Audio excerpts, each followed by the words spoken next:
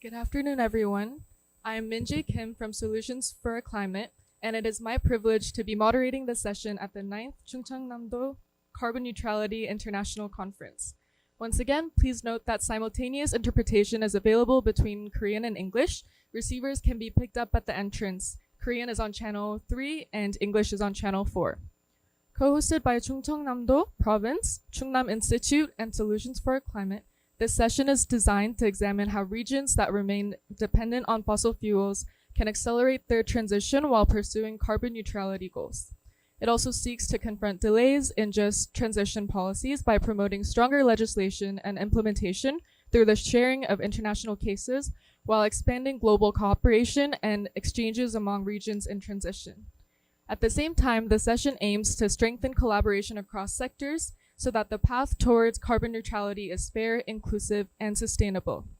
It is my great pleasure to introduce our distinguished keynote speakers that we are honored to be joined by today.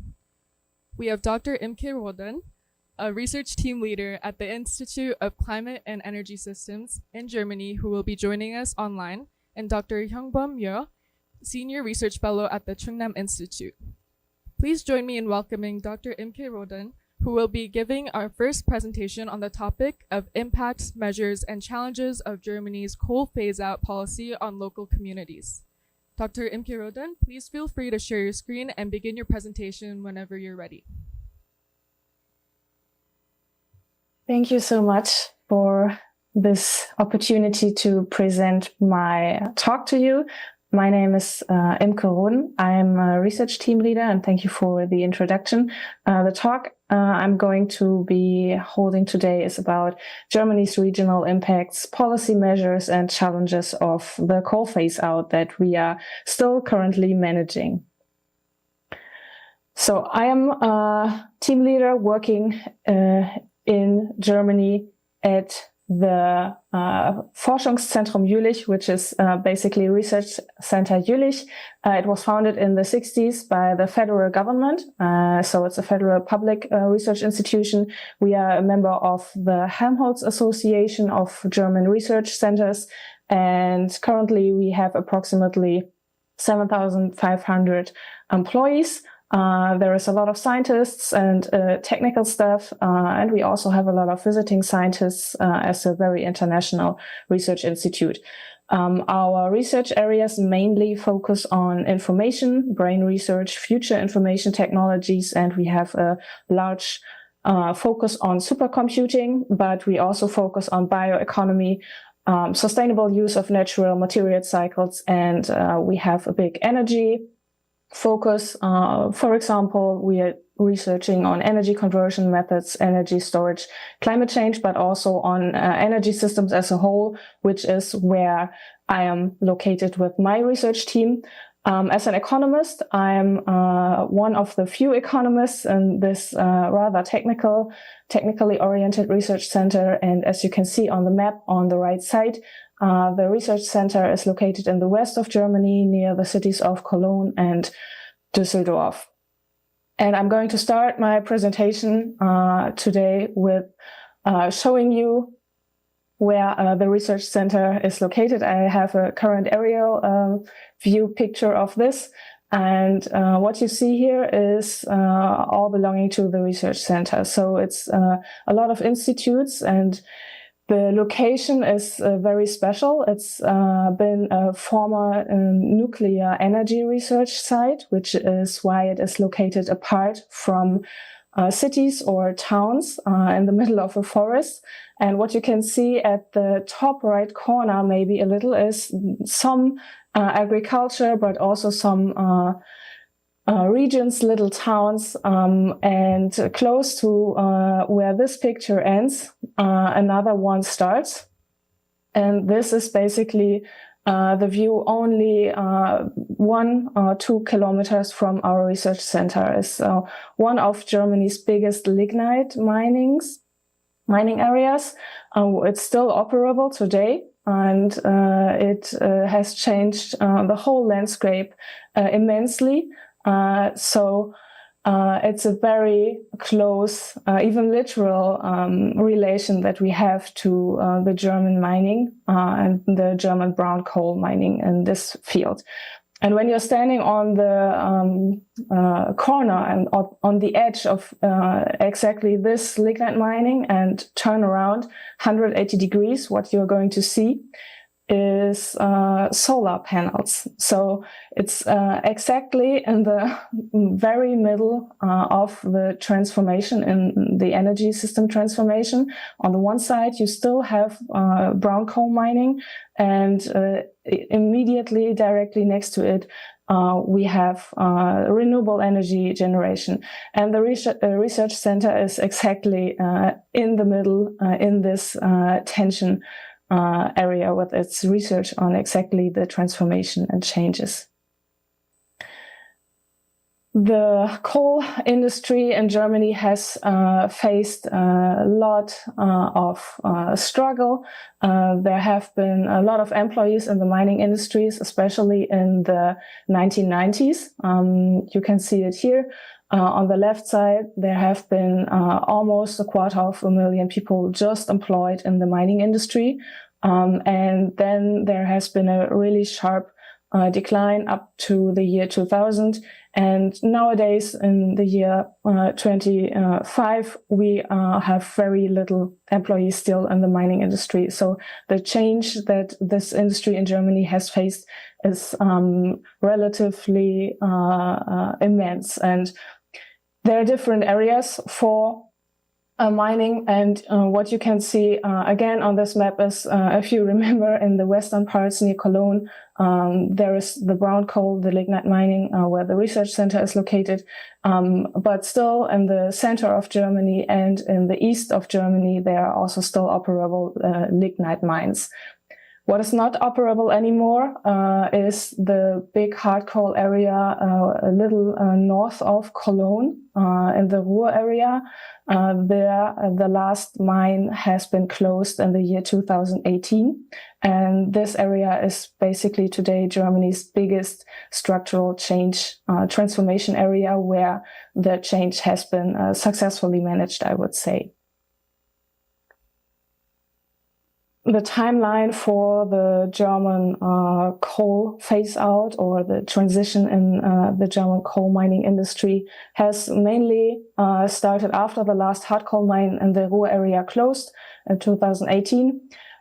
Because in 2019 there was the Coal Commission founded, and this is a specific commission which was a compromise to work together to exit coal completely up until the year 2038. But there are even options to phase out coal earlier. But the specific thing was this commission worked on investigating how to support the workers that would lose their jobs and how to support the regions that were suffering the structural change. In the year 2020, this coal commission and the compromise it found became a law, which is called the Coal Exit Act, which provided a legal pathway for all the plant closures in Germany. And it also introduced the Structural Reinforcement Act to secure funding and support for the coal regions. Because the thing is, in that regions where the mining industry and the jobs were, there was rarely any other industry as prominent as coal mining, so it was a fundamental change that needed additional support. There was a little shift back in the years 2022 and 2023 because of the European energy crisis, where Germany needed to extend some coal plants generating energy to provide energy security, which was due to the Russian-Ukraine war. And there have been major issues with the public regarding the closing of some mines and the continued generation of coal-based energy, because some villages had to be closed off and had to be removed from the face of the earth. In 2024 and 2025, there was this reliability backstop introduced, which means that there is a federal power plant strategy that launched competitive tenders for 10 to 12.5 gigawatts of new hydrogen-ready power stations. And the special thing is these plants can run on gas first and then later switch to hydrogen. So this ensures reliability even after the coal is phased out without locking in fossil fuels. And generally, it always was criticized at first a little that when the coal mines were closed, there needed to be some emission certificates removed from the European emission trading system, and this has been done now finally this year, just in June, where Germany was able to cancel emission certificates that were linked exclusively to the coal phase out, which was also a big legal step. There is a lot of legislation going on, obviously. Germany, as part of the European Union, works under different levels of legislation. The European Union shapes the general framework for every legislation that the country of Germany can form. And Germany has also a federal system, which means there is some general legislation which applies for the whole country. And then there are still additionally federal legislations which are for each of the federal states available. And there are 16 federal states in Germany, and they have a limited options to create their own interpretation of the law. As I already mentioned, the main law regarding the coal phase out is the Coal Exit Act and the Structural Reinforcement Act, where up to 40 billion euro got provided for affected regions. This will run up until the year 2038, where no coal plant should be operable anymore and no coal-based energy should be used. But it's not the only two laws, because there are complementary laws like the renewable energy expansion law and further laws for grid acceleration and a national emission trading system for the heating sector and for the transport sector. This together with the European Union's just transition mechanisms, where the Just Transition Fund provides additional 19 to 20 billion euro EU-wide, can help along the structural change in the coal regions. And it's important that this money from the European Union needs to be tied to territorial just transition plans. So without a plan what to do in the region, you are not going to be able to secure some of the European money. I'm now going to show you little examples of three main coal regions in Germany. The first region is where the research center where I'm working at is located near. This is the Rhineland lignite mining area. The current status is that even though we have the final coal exit date of 2038, in this area, the lignite mining is agreed upon to be phased out even 8 years earlier, in the year 2030. This has been agreed upon with the major energy utility, RWE. There might be partial short-term extensions regarding to the provision of energy security, but there is no additional compensation beyond the amended package. There have been some public conflicts regarding the resettlement of villages, because the lignite mining takes a lot of space. Some villages got resettled, others didn't. But still, the decisions were made years ago, and they still stuck to this, even though there was a lot of public uproar. The employment in this area still is declining, even though there is a focus on the building out of renewables, as I showed you, with the large fields of photovoltaic plants. There is remediation and high-value manufacturing intended, but it's slow to take up.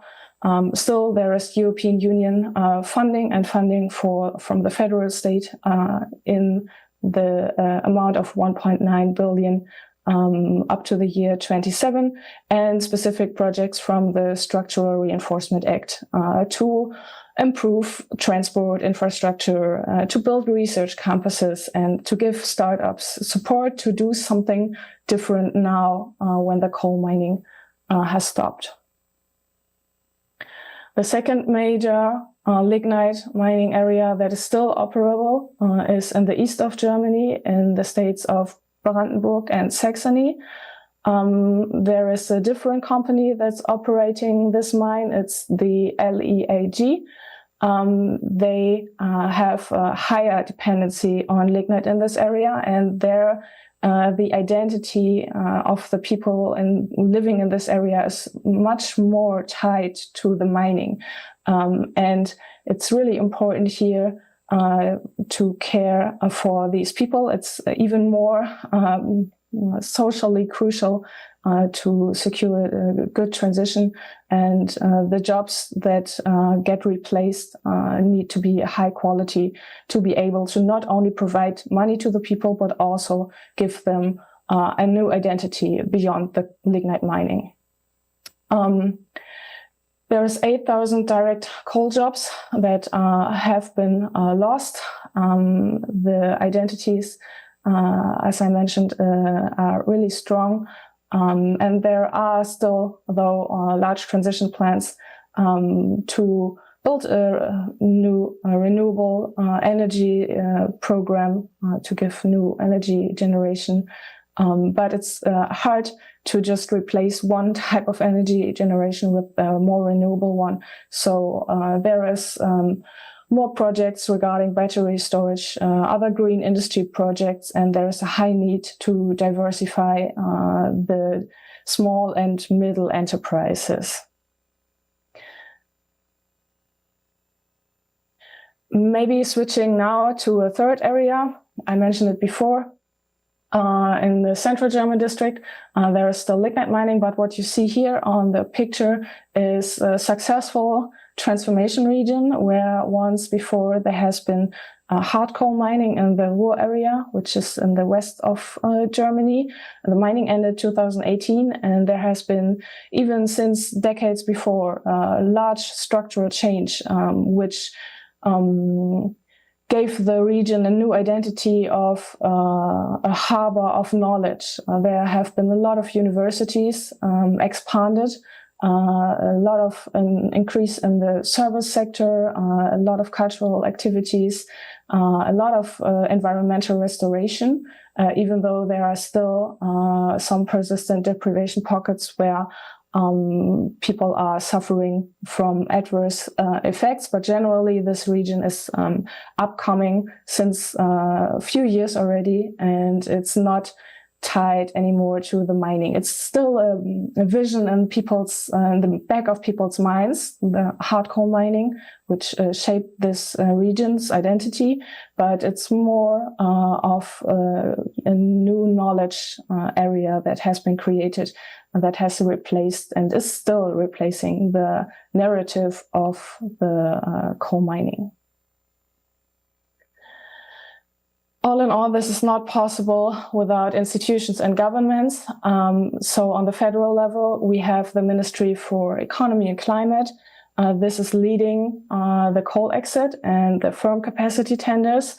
The Ministry for Environment additionally oversees all environmental standards and the remediation. And then the Ministry for the Transmission Infrastructure as the regulator runs the hard coal auctions and other system-related processes. So it's a network of ministries collaborating on this coal exit across the different disciplines. The different Länder, which are the federal states in Germany, and the regions, they are in charge of implementing the structural funds, the money from the structural funds. A lot of regional development agencies have been founded. They plan according to the law and try to give new impulses to the regions. Additionally, there are social partners and the commissions, like the Coal Commission, for example, and they are there to build consensus among the people living in the region. And it's still today, even in regions where the mining has been successfully phased out, there are ongoing forums where they discuss with the public and with the citizens to ensure a smooth transition and not a loss of the personal identity of the mining industry, which has for so many decades shaped a whole culture and a whole tradition in some regions in Germany. Still, there are challenges for making this all a just transition. Generally, it's a large issue of timing and equity. In Germany, there is this big gap and this asymmetry between the phase out of the lignite mining in the Rhineland area, where they agreed to phase out until the year 2030, and in the eastern parts of Germany, in Brandenburg and Saxony, where the latest phasing out date of 2038 is still holding. And this fuels already perceptions of unfairness among the different regions, which ensures even more communication and specifically tailored measures to hear all the citizens in the regions. There is also a big job quality risk, like a gap between the different qualities of the jobs. It's important that the new roles of the jobs that are created in the regions can match what people earned before in the mining industry, and they need to be geographically accessible. And childcare, transport, and housing should be used as enablers to keep people in the regions and to provide everyday amenities. Also important is permission and planning. There might be bottlenecks for wind power and solar power regarding the grids and the H2, the hydrogen-ready plants. This can delay benefits. So it's important to focus on spatial planning and schemes that benefit the different regional communities. Of course, energy security, affordability is a big issue. This is a large topic in the German public.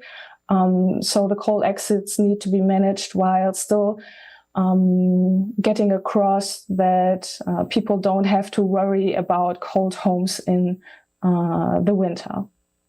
And still, environmental legacies are really important because mine water management needs to be done after the mining has stopped, land restoration, and this leads to long-term liabilities. These are also sometimes called like eternity tasks because this has to be managed up until long decades in the future, a lot of decades in the future. Generally, policy responses and measures that have been applied in Germany to facilitate the coal phase out is money for the different regions and towns, which are secured because of a law. They should support these coal regions, improve infrastructure, create research centers, clean up the sites environmentally, and give money to new businesses and startups, and the European Union supports this.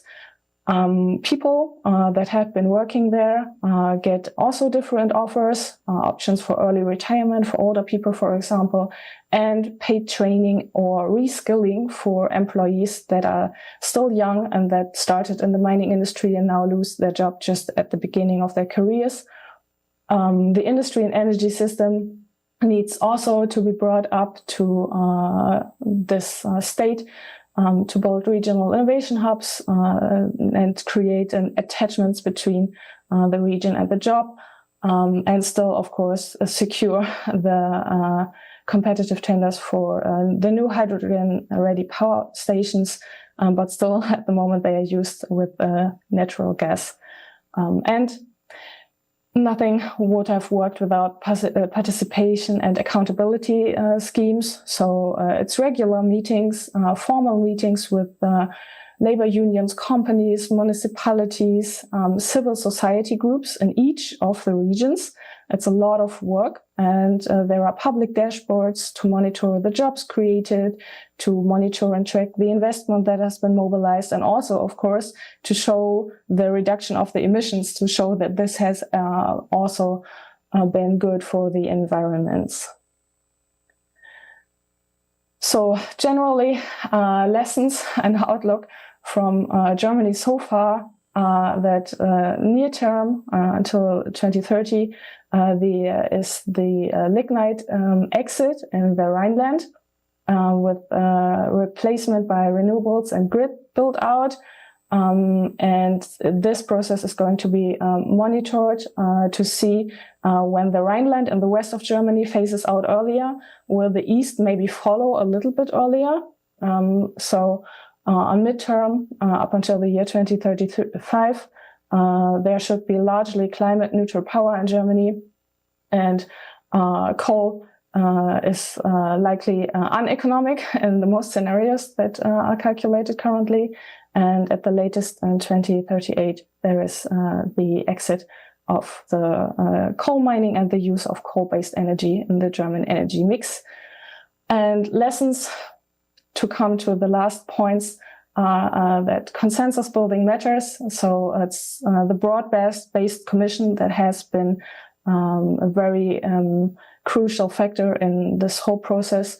It's also important to show that there is long-term funding and that it's predictable. But still, it might take decades until a transition process can be seen as completed. And still, all the while, energy security has to be maintained because environments and geopolitical situations might change. So this is all an ongoing process. And yeah, I hope this was a little insight from me on the German regional impacts, policy measures, and challenges for the coal phase out. Thank you for your attention. Thank you so much. Our second presentation will be delivered by Dr. Hyungbum Myo from the Chungcheongnam Institute, addressing the current status and challenges of a just transition policies in Chungcheongnam-do.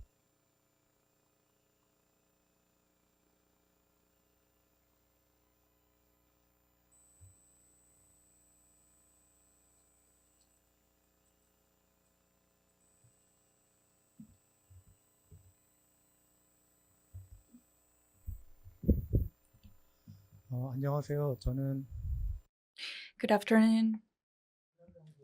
I am Yeo Hyungbum from the Chungnam Research Institute.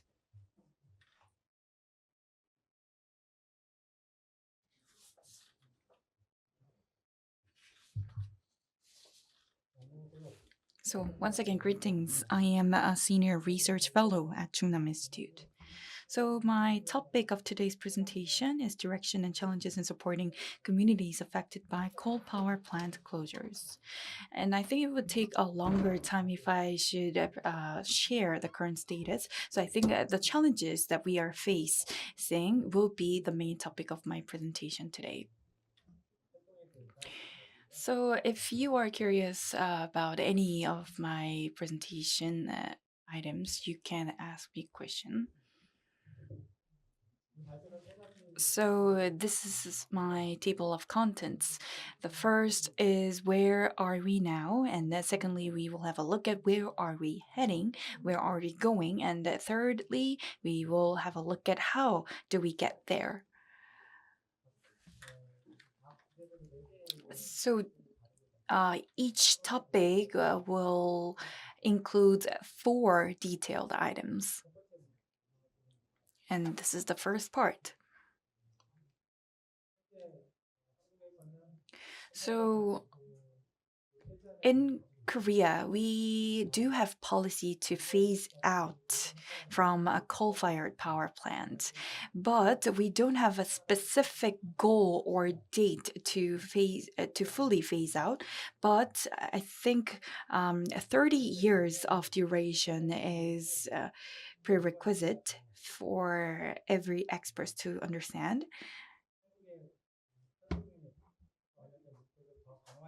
And because of climate crisis we are facing, it is crucial for us to foster this policy to decommission coal-fired power plants. So by 2040, I know that the current administration, Lee Jae-myung administration, is pledging to decommission fire plants.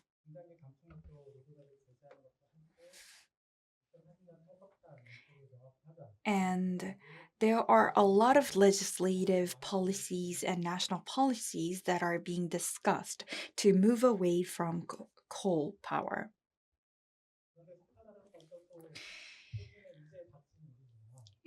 This is something that we are facing currently, but a generation before, there were another policy that we already experienced to abolish the mining industry. And the city of Boryeong, where we are at now, used to be a city where the mining industry was blooming.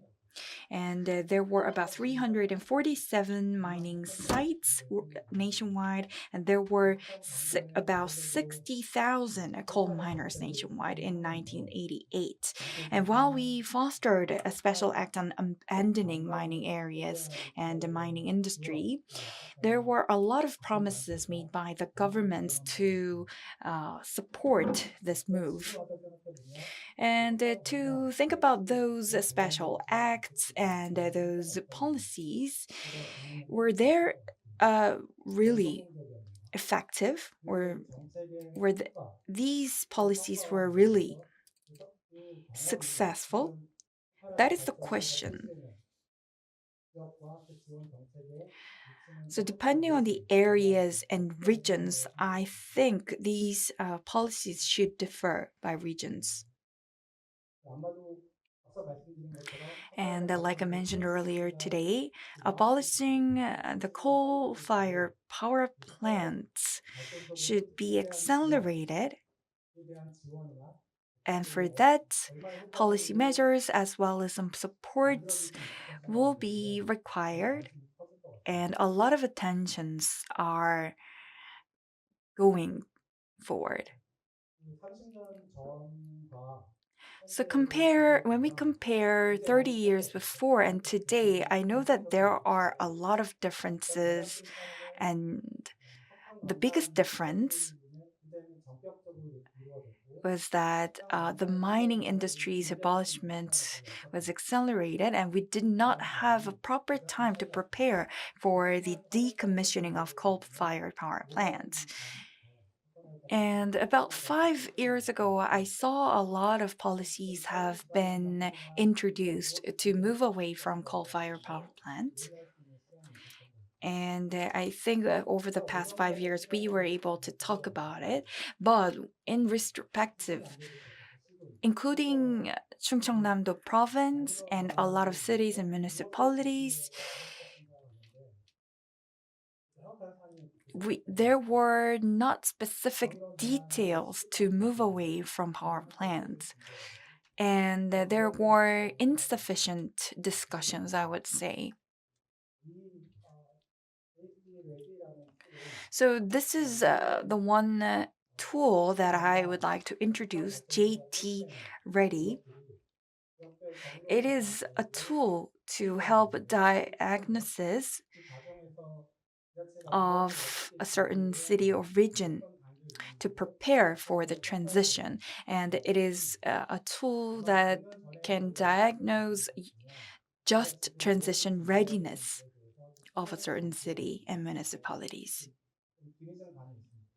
I think it could be a little late to be introduced, but at least we have it now so that we can review it and put it into a right place. So this tool, it has a wide range of scope. So to divide it into three axes, we have social axis, environmental axis, and governance axis.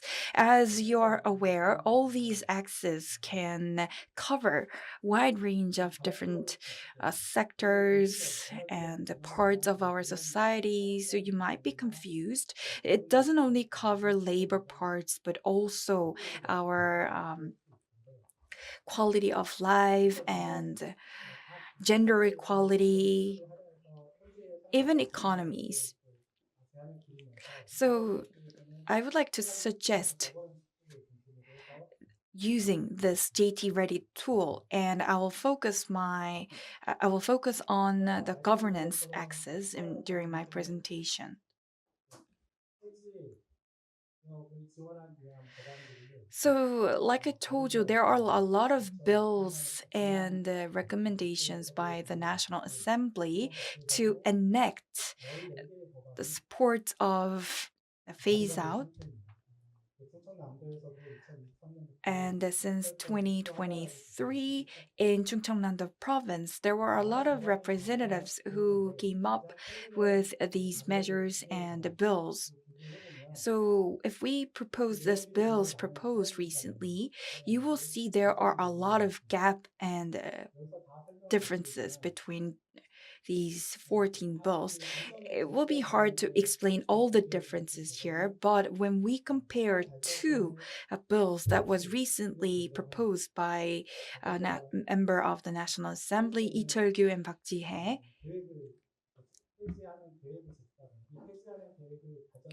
you will see those plans to move away from fossil fuel, and also you will see that all these include the importance of just transition. So on your left, you will find Lee Cheol-gyu representative's bill. So what his point is that he would like to focus on green growth, and according to him, he is proposing that we have to stick with the green growth policy. And on the right hand side, Ms. Park's proposal is to set a specific date and goal for the coal power plant phase out. So, and another thing proposed by her is to establish a fund to support a just transition.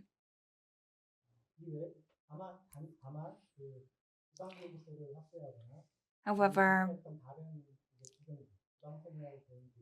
there are some of the other funds, such as helping the extinction of local governments and other various issues, like basic plan formulation and like special district designation, that should be also addressed.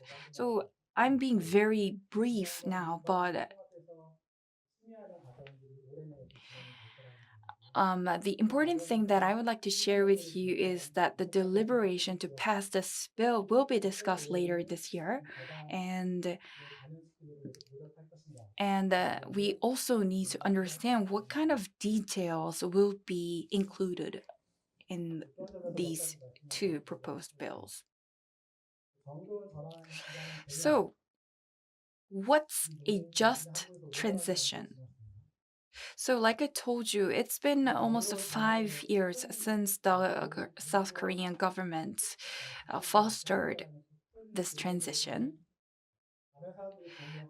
And there is, of course, consensus on the just transition. No one should be left behind.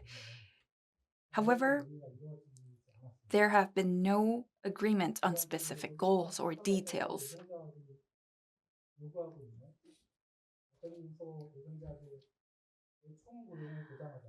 So there are some suggestions by the coal power plants related authorities to guarantee labor rights in moving away from the existing power plant. So that is including that, there should be some specific goals and details. And I would say there is no specific tool to assess whether this process or the moving away from coal power plant is done precisely or accurately.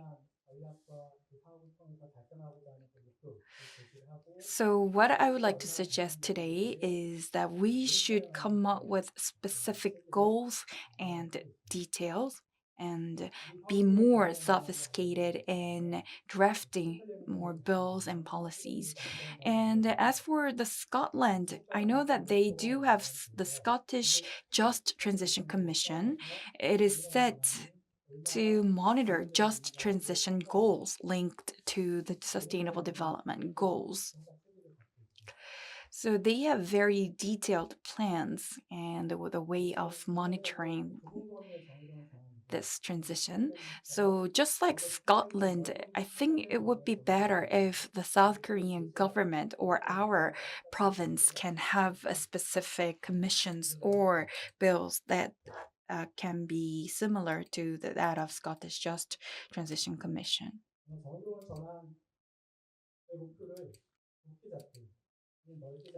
So regardless of what our goals, what our specific goals are, we should first need to have our vision, clear vision for our future. And I think some of you might have heard of this news. In 2015, there was a national growth plan proposed by the government, and this national balanced development policy, it includes the headquarters of Power Generation Public Corporation relocates to Boryeong City, and it also presents a regional development vision centered on a local coal power generation. But the situation is quite different from 2015. So we need to have tailored new vision that can cater the needs of people today. So like Boryeong and Taean, they also have announced their own carbon neutrality policies. And like I told you, it will be very crucial for us to have um, dedicated energy departments to have our own carbon neutrality and energy visions. But the main thread or common threads should be centered on carbon neutrality. And having a look at the past 30 years, we witnessed that a certain region can make a big progress while some of other regions cannot make a big progress. So here, this just transition should include not only one small city, but I think it should be balanced growth that can include all labors and all regions across the country. So I don't know what kind of vision we should look for, but the process of making or establishing that vision will be very important in achieving the carbon neutrality.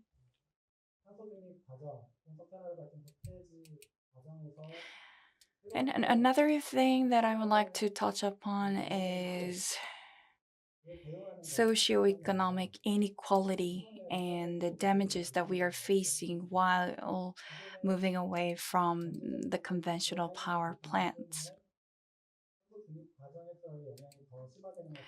So I think the vulnerable groups or regions suffer greater harm not only from climate change, but also during the response process. 이 변화로 인한 위험 또는 한국인이 가정에서 나타나는 위험은 So these harms or sufferings that occur from the climate change and its responses 어떻게 있느냐에 따라서 달라질 수밖에 없습니다. could be 현재 우리의 different by each region. 정책들은 그 지역에 얼마나 민감하냐 So we have to assess regional vulnerability to carbon neutrality policies, and similar to how climate change adaptation discussions evaluate vulnerability as a combination of climate exposure, sensitivity, and adaptive capacity.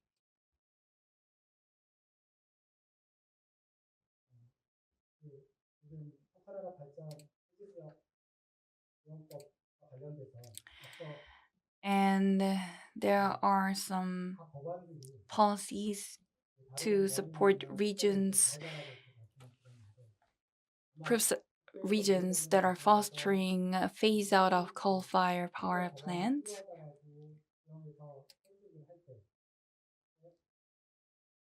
우리가 이만큼 피해를 봤으니 And 보상이나 지원이 있어야 된다. there should be people who will be insisting how much damages that they are suffering from phasing out. 어려운 방안 관련된 정책들이 So we should listen to the voices from each region, and also we have to set goals and add policy instruments not only to address newly imposed damages, but also to address existing vulnerabilities or socioeconomic disparities.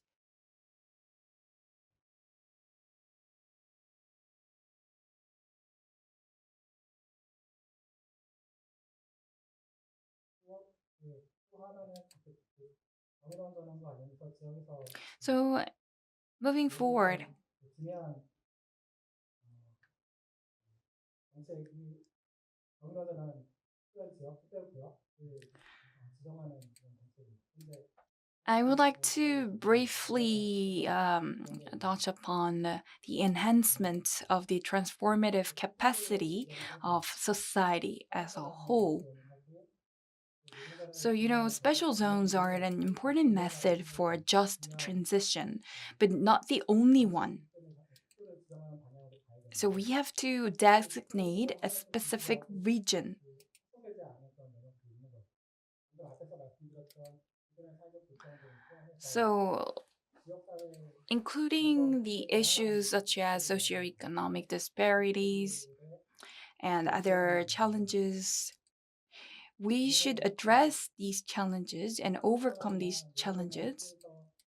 지원을 받는 지체 외에 더 많은 지체들이 지역에 있는 지역 주민들이 포함한 And by designating the specific region, 공간이나 설득이 되기 때문에 이 부분에 it will be crucial 공백들이 있는 거예요. to address the loopholes that we are missing. So we will have to address more vulnerable regions and groups. And for that, I think it would be better if we can introduce a transition capacity building program. That is one of my suggestions. And last but not least, my last point will be focused on how we can make this a reality. First is I would say we have to secure stable funding for this purpose. Municipalities and regional local governments, they require a lot of funding and budget. So the question is how we can secure this government support in a longer run. Because the impact of coal-fired power plant closures accumulate even after shutdown. So I think it is important for us to have a look at until when we can secure the government support. So that remains uncertain.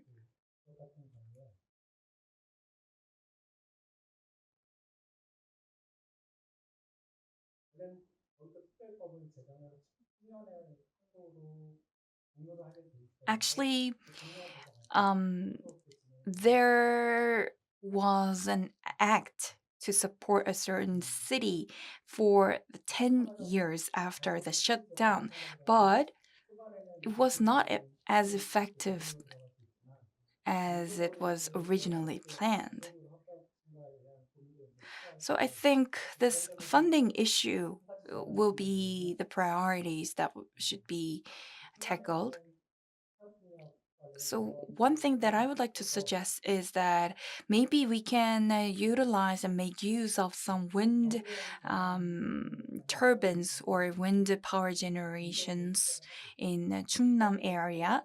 And by generating some profit from these businesses, maybe we can help the coal-fired plant closures 연결될 수 있다라고 생각이 after shutdown. 다음은 And we 정답자 can secure 환경적인 funding. 부분의 중요성입니다. 한국은 And the next part 굉장히 광범위한 범위를 포괄하고 is 있지만 another suggestion. 통합적으로 다른 I 산업들이 think 부족해요. we can build a platform for a just transition. So in Korea, 같은 경우는 it lacks a policy system for integrated management of the just transition. But as for Chungcheongnam-do province and Boryeong, we do have a specific 비입을 하지 못하고 department 완전히 분리하지 못하고 for the transition response. 이후에 정의당전환 플랫폼이나 아니면 But it isn't sufficient yet. So I think what we can do is 정책의 조율하고 통합하는 we can have a look at the examples of European Union's Just Transition Platform, which serves as a centralized platform integration financial support. 전담들이 플랫폼들을 만들고 있습니다. 이런 And 플랫폼을 이렇게 만드는 just like these JTP of EU and other platforms in the European countries, we are also trying to mimic those policies and platforms. 현재 한국의 And next, I would like to suggest that we should all participate in establishing and implementing a just transition plan. 사업들을 짜야지. So, when we are to conduct a specific project or business, we should have a specific steps and processes. For the past 5 years in Chungnam, the province, we did have this energy fund, but there are a lot of discussions on how we should utilize that fund and budget. So I would like to have a look at some of the other examples in Portland. They do also have Portland Clean Energy Community Benefit Fund. 같은 경우는 행정이 정하는 게 아니라 커뮤니티 지역 내에 있는 단체와 기업과 The difference between Portland's fund and ours is that their administration did not intervene in the fund, or they do not have a specific power in using the fund. So I think it would be good if we can establish a just transition plan and set project priorities and develop selection criteria.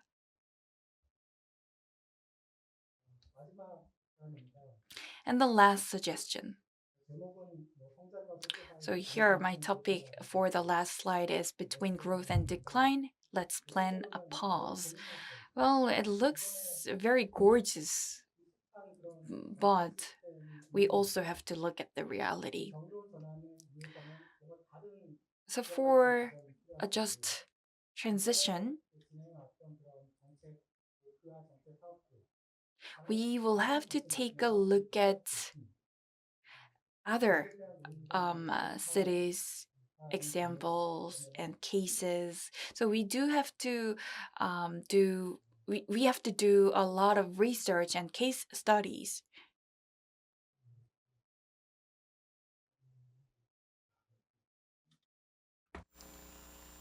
목이 말라서 우선 근데 기존의 정책분들 So we have to collect different policies and bills proposed nationwide and have a look at it and review it to see if that can be adapted to our region. I know that we are joined by some overseas guests today as well. So what I would like to propose is to carry out joint research to have a look at cases, not only domestic cases, but overseas cases, so that we can share our experiences and learn from other cases. So, in the case of Chungnam, we do have our own stories and experiences in moving away from the mining industry and also from the steel industry. So these could be something that we can share with you, I think. And what I would like to suggest is that we should implement a national just transition R&D project. And that is it for my presentation. Thank you very much for listening. Thank you so much for the presentation. I would now like to call on our panelists and Dr. Jang Min-chu, a senior research fellow at the Korea Environment Institute, who will be moderating the panel discussion. As our panelists, we have Boram Bae from the Green Transition Institute, Mike Pierce from the Climate Group, and Donghyun Go from Solutions for Our Climate, as well as our speakers, Dr. Im Ki-rodin and Dr. Hyungbom Yo. Please join me in welcoming the panelists, and Dr. Jang Min-chu, you may have the floor.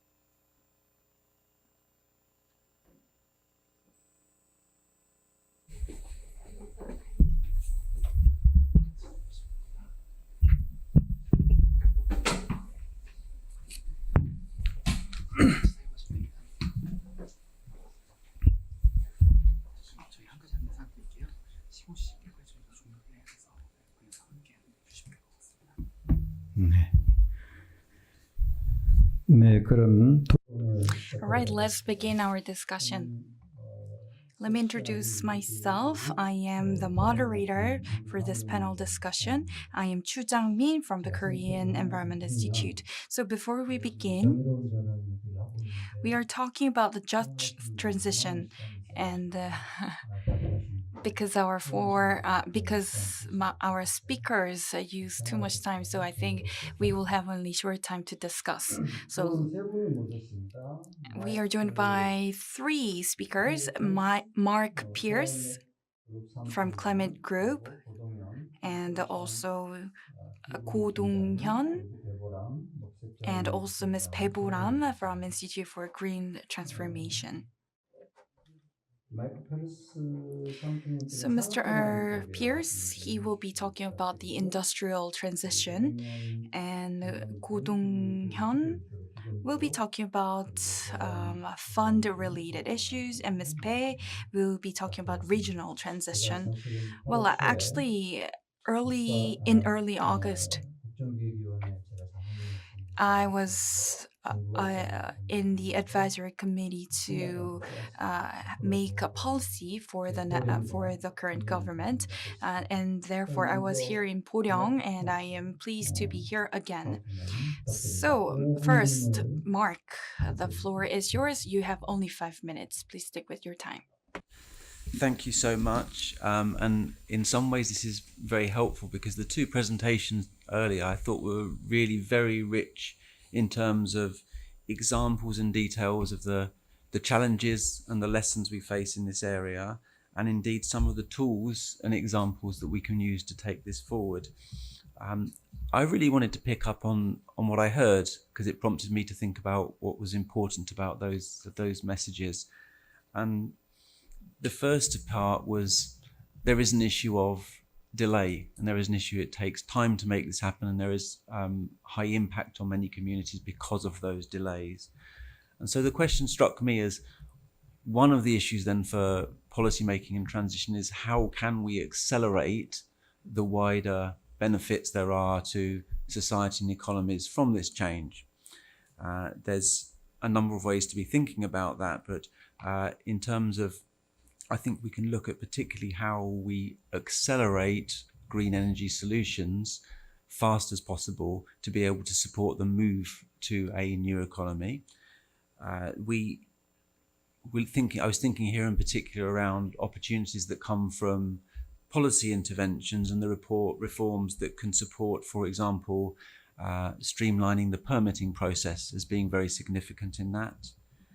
Wider support for the energy system, for example, around enabling faster move to energy storage capacity, both battery and hydro capacity, and issues around grid modernization. And we were hearing earlier from the mayor of this city, Boryeong, today around with the wind plants. And so there are examples of these moves happening in this region. And so the question of how we can move those faster, what enables those moving to be more quickly, seems to me very significant. I'll mention specifically the fact that we have the messages. Some of those examples I mentioned there are ones which sit within the policy messages of the campaign RE100, which some of you know is a business-led initiative, including international companies and companies from Korea in well as a very strong part of that. And most recently, that group sent a message together with an organization called the Global Renewables Alliance to a number of the Korean ministers to be able to say, we need to see faster moves on these areas. So I think this part there seems to me important, and particularly given, the evidence seems to suggest that for every dollar you pay in terms of creating jobs, you get renewable energy investment creates 3 times as many jobs as a dollar invested in fossil fuels. And so the opportunity from renewable energy investment as a way of speeding that move up seems to me important. SFOC's own research has suggested there's 3 million jobs to be created by the transition to renewables by 2050. So it seems to me one part is about accelerating the benefits. The other thing that struck me from the speakers that interested me was the importance of communication and how we're able to engage with communities. And that's partly obviously about structured processes for engagement that build trust and confidence in the outcomes, but also in a way of communicating the vision, as the second presentation said. How do we tell a story about how the change there is happening?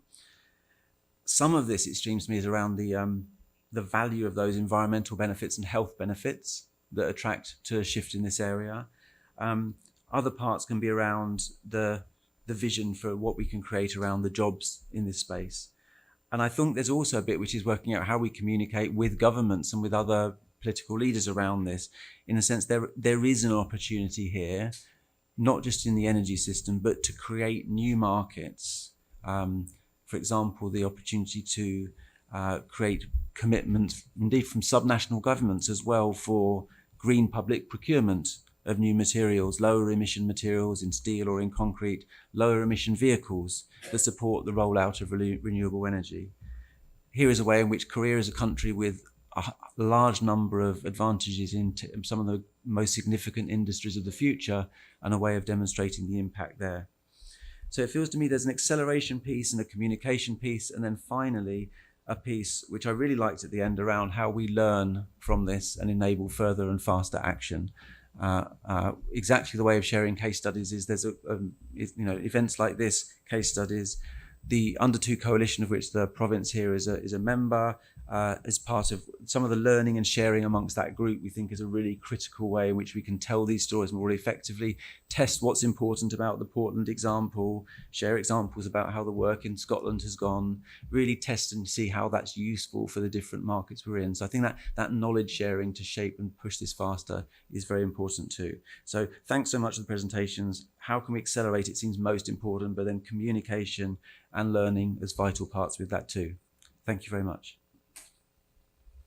네, 시간을 맞춰서 Thank you for your remarks and thank you for sticking with your time. So, three important points in a just transition.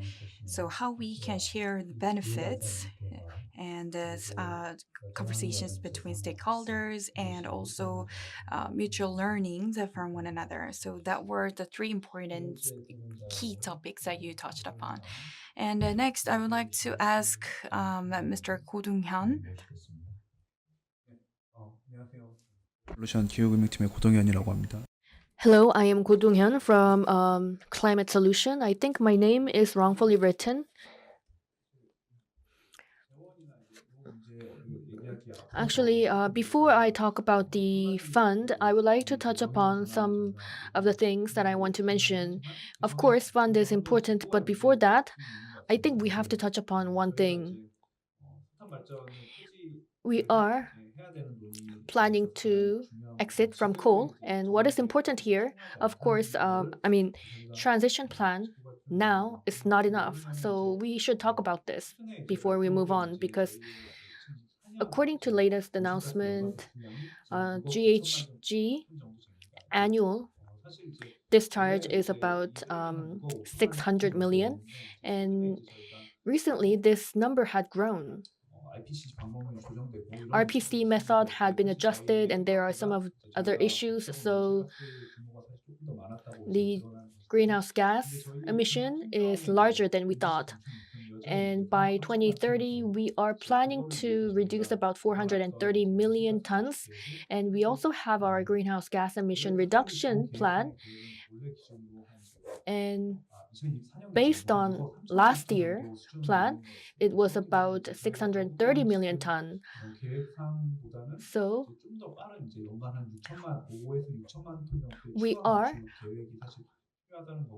we need about additional 60 million tons annually, additionally.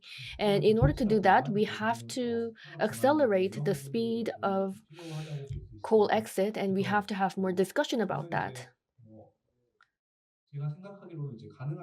So from my perspective, if we can accelerate this transition, after 2030, there should be more plants that should be demolished, shut down. And there are plants in Chungnam area, and there are about few more in Korea. But we also need to think about additional reduction. So we have to have a discussion about this, and we have to think about the fund for just transition and community consensus for just transition. And we've heard about the cases of Germany and also concerns of Chungnam province.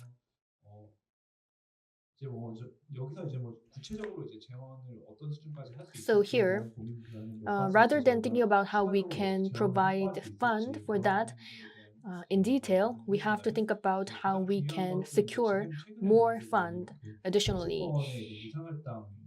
And we have to think about the emission certificate. And this can be utilized as a just transition fund. And so I think we should have a progress with this discussion. And legitimacy for that is the companies that will be given with the certificate, they had violated the law for some years. So they have to take responsibility for that. And after that, through the transition, there will be some of the regions that will be harmed because of the transition. So we have to support them with the company's penalty. So of course, we have to discuss about how we can get the fund, not just about the emission credit, but also recently, a few years ago from Korea, we have this donation system, which is paying money for their hometowns, and then they can get tax cut. And we are having this crowdfunding program for that support. And why don't we have a project related to carbon neutrality? Then that will make people more interested, and we can match some of the people who are interested with some region, and that can be one of the options. And also, Dr. Ya just mentioned, and what we need for just transition is we have to think about the vision for the region. It should not, it doesn't need to be a coal village transition. We also need to think about the people who actually work there, and it is not easy for them to resettle. Of course, we should make transition to sustainable energy, and we can find a job from that sustainable energy industry, but it doesn't have to go directly to that. And there are some of the people who used to work in the fossil fuels, but we can broaden the range. And if we think about the cases in Rust Belt, some of the workers can had shifted to other industry, other energy industry, but we can think about a caregiving industry. They can shift to male caregivers, and we can build a community because let's say a one region used to be a manufacturing region, but we can go to another sector. We can shift to another sector. So we can think about different paths for that. Thank you. 네, 고맙습니다. Thank you. 단축 계획을 속도를 높여야 So, the just transition in terms of the accelerating the speed of transition. So, while we are facing a lot of challenges like now, I think there are a lot of things that we should learn from, and I think it's the government responsibility to listen to the voice of people. And also, you mentioned that we should take a look at the proportion of paid allocation, and there are a lot of discussions regarding that as well, paid allocation. And I think we still need to have a lot of discussions with the government as well as the businesses.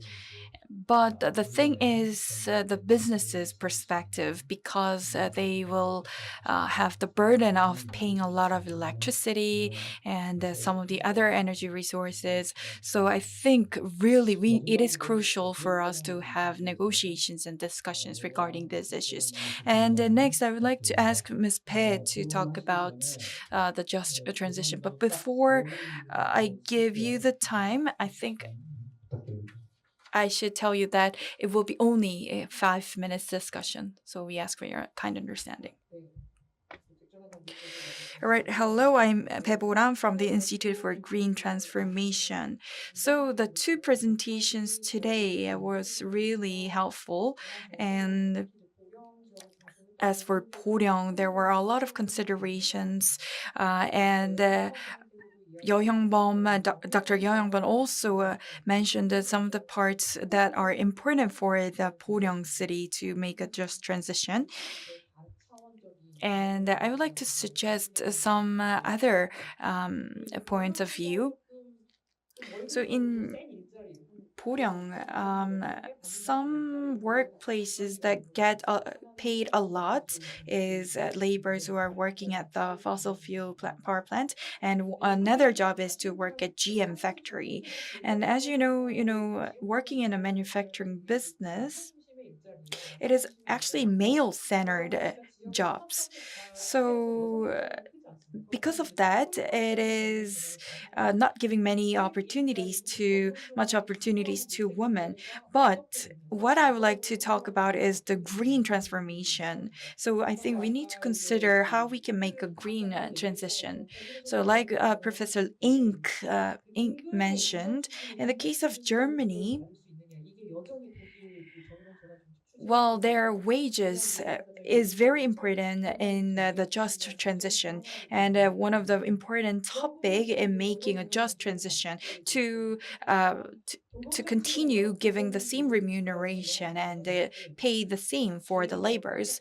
But in Boryeong, those people who are working in the fossil fuel industry and the GM factory, I don't think people who will be working in the future industry will be paid as much as the current GM workers or fossil fuel workers are being paid. So that should be something that we should address, and this is the challenge that we should tackle in going forward.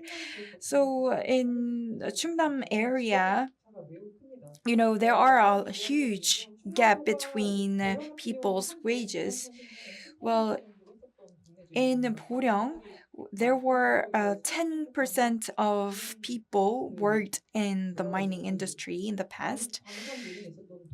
So you will also find some of the towns or villages that used to be the mining sites. And I know that some households are still using those coals for the heating. And Nunsan and Boryeong, more than 500 households are still using the briquettes. So, thinking about those things, to make a just transition in the region here in the Boryeong and Chungcheong, I think we should first address how we can make a just transition in terms of welfare and in terms of disparities. I think detailed discussions are required to make a just transition within our region. So the steel industry and oil industry, that are the major industries in the Chungcheongnam-do province, but these industries are having difficulties recently and also facing some unemployment rates going up. And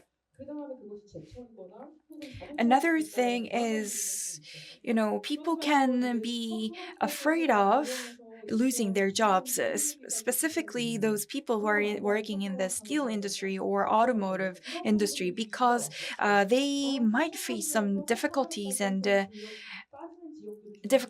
future while going to the carbon neutrality and while phasing out from the coal power. So first things first is that we should think about those laborers who are working in this region. The fossil fuel industry in Dangjin had a very difficult situation in the past, and so having a look at that cases and other cities' experiences, I think we can learn from their experiences. And by having a look at those experiences of other cities, I think it would be better if we can devise our policies centered on our people and centered and that can be tailored to the laborers who are residing in the Boryeong region and our city. But on the other hand side, we also need to think about industry and fossil fuel and coal power. They are all experiencing transition as a whole. So, what we need at the moment is that we should make specific policies and detailed policies and action items that we can actually put into action so that we can understand and we can see what will be feasible and what will be really helpful to our city. But it is not easy. In reality, it's not that easy or it's not a simple thing to do. But I think that should be something that we should look at first. It should be our priority. Well, and it could be difficult to answer, but I think place is made up to give these answers to these difficult questions. Thank you. So you mentioned comprehensive approach that is required for a specific city and region. Well, the discussion time is too short, so I am very sorry to all the speakers and panelists. I'm wondering, do we have 1 or 2 more minutes? At least I think what I want to do is to give some time to Dr. Yeo to take a listen to his opinion as well. Well, I'm also very sorry because we are running out of time, but what I want to say for the last is that we should plan really well. Okay, so at the advisory committee, the Lee administration planned 12 major action items, and it includes this just transition. And within that policy, it includes phasing out from coal power and also pursuing carbon neutrality. And for that, I think we can talk and we can start talking about ways and measures to discuss how we can make a just transition within our city. And I think we are here today to discuss about that topic and put it into action by